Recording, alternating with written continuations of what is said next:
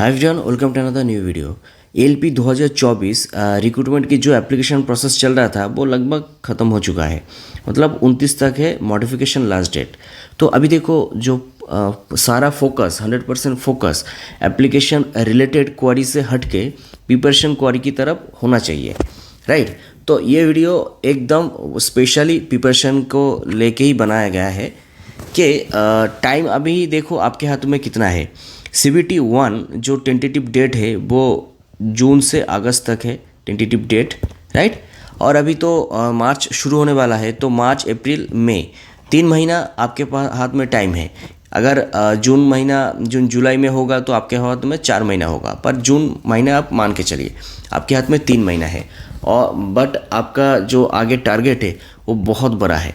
तो अभी इतने कम समय में कैसे प्रिपरेशन लोगे ताकि जो ALP 2024 की जो सिलेबस दिया है वो कंप्लीट कर पाए। 100% तो नहीं, पर CBT 1 क्लियर करने के लिए कर पाए, राइट। तो देखो अगर आपका फोकस है CBT 1 CBT 2 एंड पूरा प्रोसेस कंप्लीट करके फाइनल नौकरी, तो आगे बढ़ने से पहले कुछ मेरे तरफ से एक नोट है। अगर आपका फोकस इस बार नौकरी पाना है तो आपका एफोर्ट 100% देना पड़ेगा, राइट। ऐसा क्यों मैं बता रहा हूँ, देखो स्टूडेंट कैंडिडेट दो टाइप का है। एक टाइप का है जो बहुत पहले से शुरू के टाइम में, मतलब 1 साल या फिर 2 साल शुरू से पहले से ही प्रिपरेशन लेना शुरू किया है, तो उनका लेवल। और जो कैंडिडेट बस 1 महीना या फिर 2 महीना पहले से शुरू किया या फिर अभी प्लानिंग कर रहा है कि शुरू करेंगे, तो ये दोनों का तो लेवल सेम नहीं रहेगा ना। तो अगर मेरिट के हिसाब से आए तो सबसे अच्छा ज़्यादा चांसेस तो जो 1 साल 2 साल पहले शुरू कर किया है, जो एक मतलब अच्छा खासा लेवल पे है प्रिपरेशन की, उनके पास होना चाहिए, राइट। तो अगर 1 महीना पहले शुरू किया है फिर अभी प्लानिंग कर रहे हैं, उन कैंडिडेट को इधर तक पहुंचना है तो एफोर्ट आपका 100% देना पड़ेगा, तभी इफ़ेक्ट ये जो गाइड मैं करूँगा ये 100% होगा। अगर आपका मतलब आपके ये डेडिकेशन है, आपका डेडिकेशन है कि आप 100% डेडिकेशन के साथ आपके पास कॉन्फिडेंट है इस बार प्रिपरेशन शुरू करेंगे ये बाकी जो 3 महीना है, तो ये वीडियो देखिए। नहीं तो ये वीडियो देखने की कोई फ़ायदा नहीं होगा, राइट। वीडियो स्किप करके चले जाए, ठीक है। तो देखो इस बार पहले कंपटीशन कैसा होगा, कंपटीशन कितना है इस बार, वो ठीक से दिमाग में बैठा लो। प्रीवियस ईयर में ऐसा बहुत सारा जोन है, मतलब लगभग सारे के सारे जोन में, जहाँ पर जनरल का काट ऑफ 40%, SC OBC का काट ऑफ 30% एंड ST का काट ऑफ 25% के आसपास गया था। मतलब एक तरह से बोल सकते हो जो मिनिमम क्वालिफाई नंबर है CBT ऑन का, ये इस नंबर पे ही प्रीवियस ईयर में गया था। क्योंकि एक नया सिस्टम, नया मतलब न्यू सिलेबस सिस्टम के हिसाब से प्रीवियस ईयर में एग्ज़ाम लिया था। इसे और भी कई सारे रीज़न है, वो बाद में किसी भी वीडियो में डिस्कस करूँगा, राइट। तो देखो पर इस बार और देखो प्रीवियस ईयर में वैकेंसी भी 26,000 के आसपास था, राइट। इस बार देखो टोटल जो वैकेंसी है 5600 के आसपास है। एक्चुअल फिगर तो अभी याद नहीं आ रहा है, पर 5600 के आसपास है। पर यह वैकेंसी देखो आपके लिए तब तक था जब तक आप एप्लीकेशन नहीं किए थे, तब तक। पर अभी आप बोर्ड चूज़ कर लिए हैं, तो आप जिस RRB में वो RRB चुने हैं, उस RRB में जितना वैकेंसी है वही सिर्फ वैकेंसी आपके हाथ में है। प्रीवियस ईयर में ऐसा नहीं था, क्योंकि CBT 1 जो इनिशियल एप्लीकेशन है 1 से पहले किसी भी बोर्ड जोन चूज़ करने के लिए कोई ऑप्शन नहीं था। तो जितना भी 26,000 जो वैकेंसी था, ये सारा वैकेंसी CBT ऑन के लिए था। मतलब पूरा वैकेंसी के लिए CBT ऑन में कैंडिडेट बैठा था। CBT 2 के पहले जोन सिलेक्शन के लिए ऑप्शन दिया था, पर इस बार शुरू से ही आपको बोर्ड चुनने के लिए ऑप्शन दिया है। तो इसीलिए जो बोर्ड आप चुने हैं, तो वही बोर्ड में जितना वैकेंसी है, समझो कि 200 वैकेंसी है, तो ये 200 वैकेंसी ही आपके लिए है। तो आपका दिमाग अभी इधर से हट के इधर होना चाहिए कि 200 वैकेंसी है, आपको उसमें से ही आना है। अभी देखो CBT 1 में 15 गुना कैंडिडेट जाएगा, तो इस हिसाब से 3000 के आसपास कैंडिडेट CBT 1 में जो ऑन में CBT 2 के लिए क्वालिफाइड करेंगे। अभी देखो आपका जोन में अगर 2 लाख के आसपास जो टोटल एप्लीकेशन है वो हुआ है, तो आपको 2 लाख कैंडिडेट में से आप एक है, इसमें से आपको 3,000 में आना है। तो आप बस सोचिए कि कंपटीशन कितना हाई जाएगा, राइट। तो इसी कंपटीशन को नज़र रखते हुए आप प्रिपरेशन की तरफ ध्यान दो। देखो शुरू में क्या होगा, CBT 1। देखो CBT 1 आपका बस एक क्वालिफाइड राउंड है, स्क्रीनिंग टेस्ट है। इसका नंबर किसी भी आगे मेरिट लिस्ट में काम में नहीं आएगा। पर आपको CBT 1 इतना इम्पोर्टेंट से पढ़ना इसीलिए पड़ेगा क्योंकि CBT 1 क्लियर करेंगे तभी आप CBT 2 में जा पाएंगे, राइट। CBT 1 क्लियर नहीं कर पाएंगे तो CBT 2 में तो आप जा ही नहीं पाएंगे, तो इसलिए कोई फ़ायदा नहीं। CBT 1 के में क्या क्या सिलेबस है वो देखो। मैथ, जो GI है, GI एंड रीजनिंग, देखो इसका ही नाम चेंज करके मेंटल एबिलिटी कर दिया है। जनरल साइंस एंड जो जनरल अवेयरनेस है, ये सिलेबस है। प्रीवियस ईयर में भी ऐसा ही था, कोई अलग से कोई एडिट नहीं हुआ है CBT 1 के लिए। और टोटल जो मार्क्स है 75 मार्क्स है, आपको 1 घंटा टाइम मिलेगा ये एग्ज़ाम के लिए, ठीक। तो देखो इसमें जो मार्क्स एक तरह से मान सकते हो कि जो डिस्ट्रीब्यूशन है ऐसा ही आएगा कि मैथ के लिए 20 से 25 क्वेश्चन मैथ से पूछ सकते हैं, GI से वही 20 से 25 क्वेश्चन पूछ सकता है, जनरल साइंस में से 20 क्वेश्चन के आसपास पूछेगा। और ये कंफर्म है कि जनरल अवेयरनेस से 10 नंबर से आसपास, या 10, 11 हो, 8, 9 हो, ऐसा ही कुछ आएगा, ठीक है, इससे ज़्यादा नहीं आएगा। तो मेनली फोकस किसके तरफ है, math, general GI and reasoning and GS की तरफ, राइट। तो देखो अगर आप CBT 1 में सोचते हैं कि CBT जनरल अवेयरनेस पार्ट को स्किप करेंगे, स्किप करके मैथ, GI एंड GS की तरफ फोकस करेंगे, तो ये पॉसिबल है। पर देखो कंपटीशन इतना हाई है कि इसमें एक एक नंबर बहुत महत्वपूर्ण होगा। एक एक नंबर से मेरिट लिस्ट, एक एक नंबर का, एक नंबर से भी बहुत, एक नंबर में, एक नंबर के लिए लगभग 10,000 के कैंडिडेट, आसपास कैंडिडेट इधर उधर हो जाएगा। तो देखो अगर आपका जो प्रिपरेशन है, आप किस में स्ट्रांग है वो पहले देखिए। जाहिर सी बात है जनरल अवेयरनेस में 10 नंबर के आसपास आएगा, तो जनरल अवेयरनेस ज़्यादा पढ़ के कोई फ़ायदा नहीं है।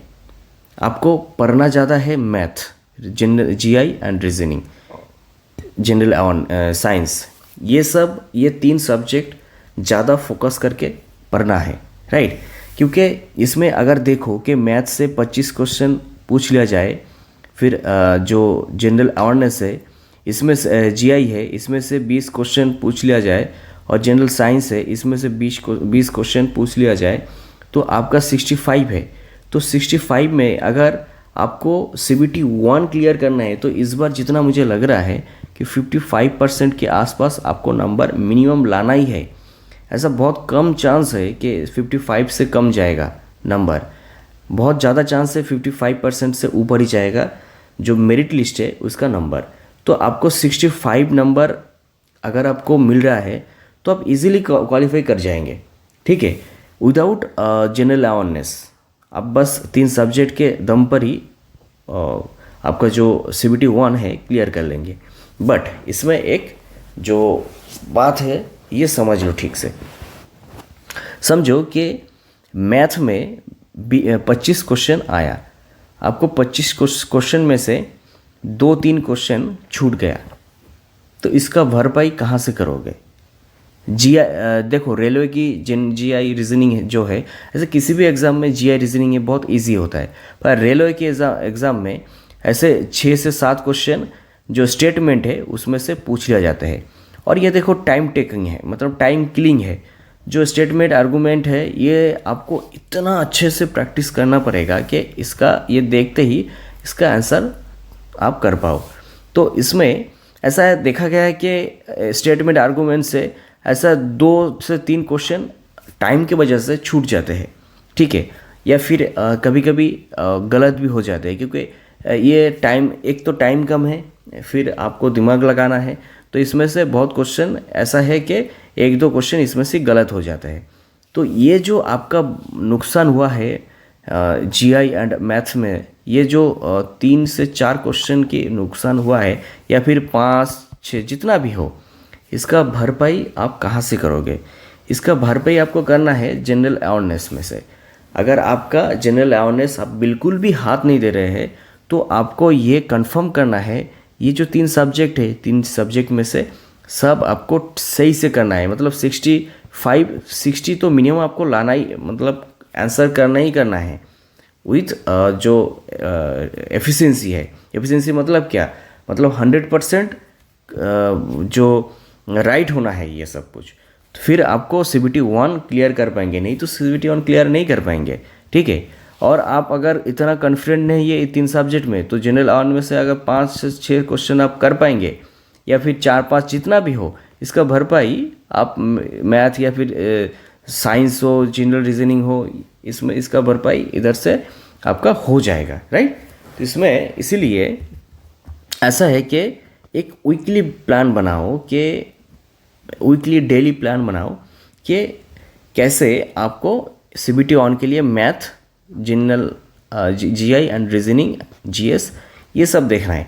देखो मेरा मानना है कि आपका अगर अभी प्लानिंग है कि शुरू करेंगे या फिर बेसिक लेवल पे है, तो आपको 100% एफर्ट देना है। इसलिए आपको डेली जो मैथ है ये 3 से 4 घंटा देना ही है। इसके पीछे 3 से 4 घंटा मैथ के पीछे देना ही है। इसके बिना आप इससे भी कम करेंगे तो मैं समझूंगा, या फिर आप खुद से भी पूछ लेना कि सच है आपका डेडिकेशन है इस नौकरी के लिए, आपका चाहते हैं 2024 में ये नौकरी मिल जाए।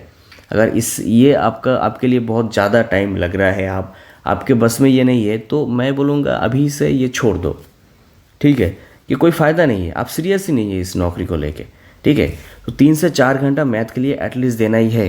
देखो GI के लिए आप 2 से 3 घंटा दोगे तो GI आपका कंप्लीट हो जाएगा, पर जनरल साइंस के लिए आपको वही 3 से 4 घंटा या फिर 5 घंटा भी देना हो सकता है, ठीक है।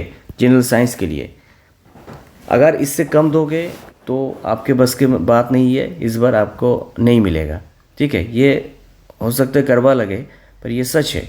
और जनरल अवेयरनेस के लिए रोज़ अभी देखो अभी CBT 2 जो है, CBT 2 के सिलेबस की तरफ जाएंगे। CBT 2 में जनरल अवेयरनेस पार्ट नहीं है, तो आपका जनरल अवेयरनेस पार्ट CBT 2 के लिए कोई फ़ायदा नहीं रहेगा। पर ये 5 से 6 नंबर जो मैंने बताया है, इस नंबर के वजह से ही आपको ये जनरल अवेयरनेस पार्ट पढ़ना पड़ेगा। इसीलिए अगर 1 से 2 घंटा डेली दोगे, किस में से पढ़ना है? देखो अभी बात करेंगे कि इसमें से क्या क्या पढ़ना है। पहले मैथ तो देखो बेसिक, एकदम बेसिक का जो है, बेसिक मतलब क्या, नौकरी के लिए जो बेसिक लेवल है उसमें से शुरू करके आपको एडवांस लेवल पे जाना है। देखो रेलवे एग्ज़ाम में इतना जो टफ हार्ड मैथ नहीं आता है, सब इजी मैथ ही आते हैं, आपको बस करना है। जो टाइम है 60 मिनट टाइम के अंदर ये सब करना है। इजी मैथ, बेसिक से मैथ ही आते हैं, जैसे अरिथमेटिक में आपका इंटरेस्ट, प्रॉफिट इंटरेस्ट इसमें से हो, सब बेसिक मैथ ही आते हैं। आपको उतना हार्ड जो बहुत UPSC बोलो या फिर SSC बोलो, उतना वो लेवल के लिए वो लेवल में नहीं जाना है। एक इजी टू मॉडरेट लेवल की मैथ प्रैक्टिस करिए, हो जाएगा, ठीक है। और GI देखो, GI बहुत ही इजी होता है, बस आपको प्रैक्टिस करना है। और specially statement, argument, blood relation, इसके तरफ तो बहुत ज़्यादा फोकस करना है, क्योंकि टाइम कम रहेगा और आपको इसका प्रैक्टिस नहीं रहेगा तो बहुत गलत हो सकता है, ठीक है। और देखो 3 से 4 घंटा या फिर 5 घंटा बोलो, ये जनरल साइंस की तरफ आपको देना है।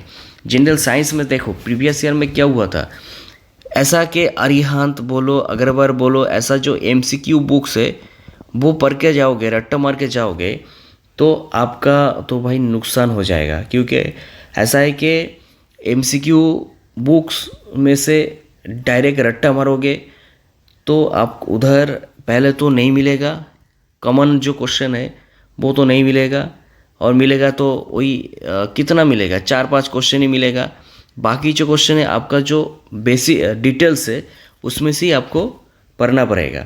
पर आपके हाथ में ज़्यादा टाइम नहीं है तो ज़्यादा डिटेल्स पढ़ोगे तो आप कंप्लीट ही नहीं कर पाओगे।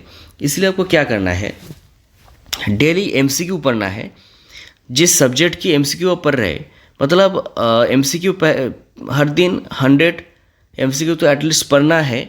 और उसके साथ साथ आपको उस चैप्टर जिस चैप्टर्स में से आप एमसीक्यू पढ़ रहे हैं उस चैप्टर की जो डिटेल्स है वो भी देखना है, ठीक है, वो भी देखना है। देखो 100 एमसीक्यू अगर डेली करोगे तो 3 महीने में लगभग बहुत सारा एमसीक्यू कंप्लीट हो जाएगा।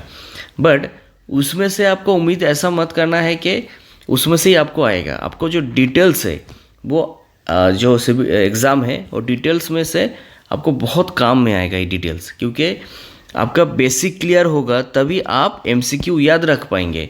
आपका अगर दिमाग बहुत अच्छा है, मतलब रट्टा मारते हैं सही से और आपके दिमाग में सब रहता है तो आपके लिए बहुत अच्छा है। पर जैसे मेरा है, मैं डिटेल्स नहीं समझूंगा तो एमसीक्यू भी मैं याद नहीं रख पाऊँगा, ठीक है। तो आपके हिसाब से आप देखिए, आपको एटलीस्ट जो 3 महीना है उसमें से जितना डिटेल्स है साइंस की उस डिटेल्स तो कंप्लीट करना है। उसके साथ साथ उसका जो क्वेश्चन है वो भी आपको आना है, ठीक है। इस हिसाब से आप प्रिपरेशन लीजिए।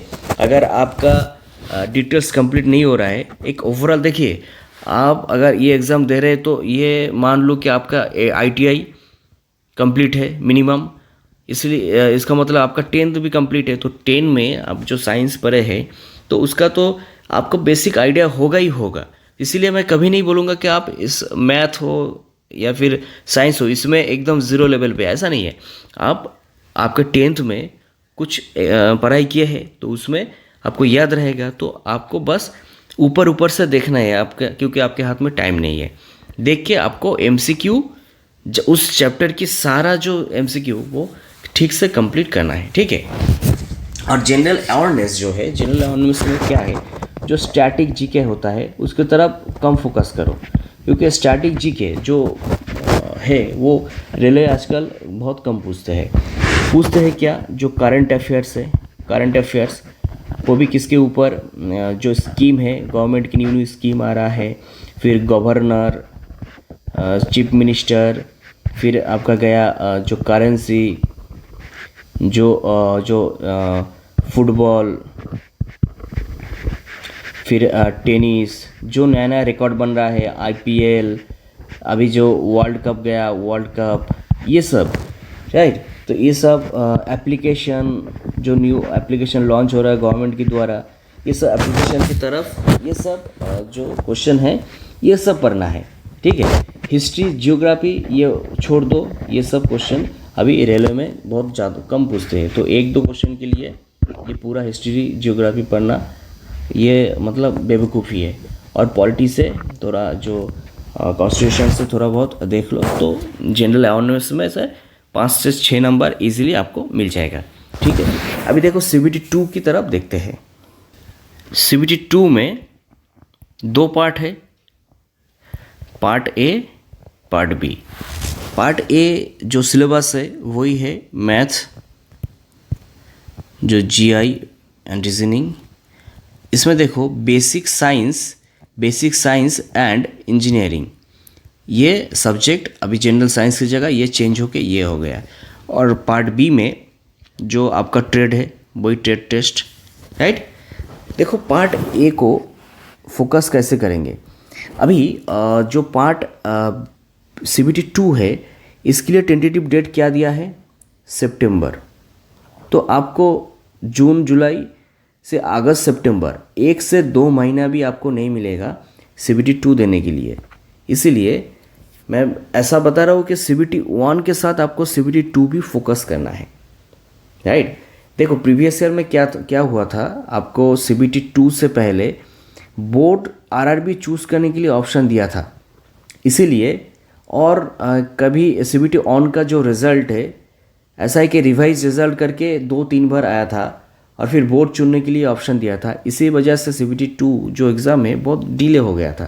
पर इस बार तो ऐसा नहीं होगा, आपका बोर्ड सिलेक्शन एटलीस्ट जो बहुत पहले मतलब शुरू से ही हो रहा है, तो इसके लिए 1 से 2 महीना आपको टाइम लगेगा, बीच में दिया जाएगा। इसलिए 1-2 महीने में आप CBT 2 को अगर पहले से नहीं देखे तो कंप्लीट नहीं कर पाएंगे, राइट। तो देखो CBT 1 के साथ आपको CBT 2 भी पढ़ना है। अगर CBT 1 में मैथ है, इसमें भी तो मैथ है। CBT 1 में अगर GI है मेंटल एबिलिटी के नाम पे, तो इसमें भी तो GI है। CBT 1 में बेसिक जनरल साइंस है, तो इसमें क्या है, बेसिक साइंस। ऐड क्या हो रहा है, इंजीनियरिंग ड्राइंग। देखो इंजीनियरिंग मतलब इंजीनियरिंग ड्राइंग, ये ऐड हो रहा है। और साथ ही साथ आपको ट्रेड, जो आपका जो जिस ट्रेड से क्वालिफाई किए हैं, जिस ट्रेड के दम पे आप एप्लीकेशन किए हैं, वो ट्रेड टेस्ट, जो ट्रेड आपको चुने हैं, तो एक्स्ट्रा ये ऐड हो रहा है। तो आप मैथ GI CBT 1 में प्रिपरेशन लिए हैं, वही प्रिपरेशन आपको CBT 2 में भी काम में आएगा। पर बेसिक साइंस देखो, CBT 1 में उतना तो न्यूमेरिकल क्वेश्चन नहीं पूछते हैं, पर CBT 2 में बेसिक साइंस में आपको numerical question specially physics chapter से पूछेगा। एटलीस्ट 3-4 क्वेश्चन तो पूछेगा ही, न्यूमेरिकल क्वेश्चन फिजिक्स का, ठीक है। तो फिजिक्स के लिए फिजिक्स केमिस्ट्री इसका भी न्यूमेरिकल क्वेश्चन पूछ सकते हैं। हाँ, केमिस्ट्री से भी न्यूमेरिकल क्वेश्चन पूछते हैं। तो आपको जो CBT 1 में बेसिक साइंस मतलब 10th लेवल का जो पढ़ रहे हैं, लाइफ साइंस हो, फिजिकल साइंस हो, केमिस्ट्री हो, लाइफ साइंस तो छोड़ो, जो पढ़ रहे हैं वही है। फिजिक्स एंड केमिस्ट्री जो पढ़ रहे हैं उसका न्यूमेरिकल सॉल्यूशन भी अभी से करना है, न्यूमेरिकल प्रैक्टिस भी अभी करना है। इसका फ़ायदा CBT 2 में आएगा, राइट। और GI जो है वही है जो उसमें कर रहे हो, इसमें भी वही आएगा, तो दिक्कत नहीं है। और इंजीनियरिंग ड्राइंग देखो, इंजीनियरिंग ड्राइंग जो आप ITI में किए हैं, ITI आपका अगर जो क्वालिफाई है, तो ITI में तो आपका एक ड्राइंग किया है, तो वही ड्राइंग से आपका बेसिक क्वेश्चन पूछेगा, ठीक है। ऐसा नहीं इंजीनियरिंग ड्राइंग से बहुत हार्ड क्वेश्चन पूछते हैं, ऐसा नहीं। ड्राइंग से लाइन के ऊपर या फिर जो आपका आइसोथर्मल है, आइसोथर्मल नहीं सॉरी आइसोमेट्रिक जो फिगर है उसके हिसाब से उसमें से क्वेश्चन पूछेगा। फिर आपका जो मतलब ऐसा बेसिक जो ड्राइंग इंजीनियरिंग ड्राइंग है जो ITI में किया है या फिर डिप्लोमा में जो किया है, बेसिक से आपको क्वेश्चन पूछेगा इंजीनियरिंग ड्राइंग में से। तो इसका भी प्रिपरेशन अभी रोज़ 1 से 2 घंटा इसका प्रिपरेशन करो, ठीक है।